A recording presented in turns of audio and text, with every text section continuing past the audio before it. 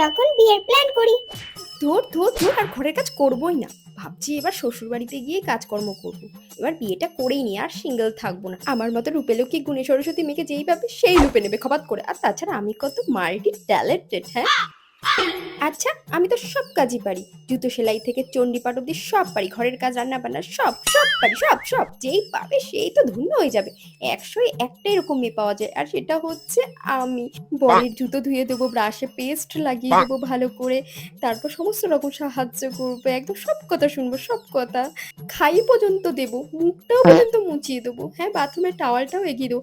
ভাই দেবে, যদি আমাকে কখনো মারে, ঠাস করে মারলো, তখন আমি কিন্তু তাকে ছেড়ে দেবো না, হ্যাঁ। এমন কেলাবো না, তখন বুঝিয়ে দেবো যে আমি কি। যেরম করে জামা চিপড়াই সেরকম করে চিপড়ে দেবো, একদম ধুয়ে দেবো, একদম দেখিয়ে দেবো আমি কি জিনিস, হ্যাঁ। যেরকম ভালো হতে পারি সেরকম খারাপও। ভাই দেবে, এবার ভাবতে হচ্ছে সারা গোষ্ঠীর লোককে কি নিমন্ত্রণ করে গেলাবো, নাকি মন্দিরে গিয়ে বিয়ে করে নেবো, কি করি। যাই গিয়ে বসে বসে ভাবি, বিয়েটা করেই নেবো এবার।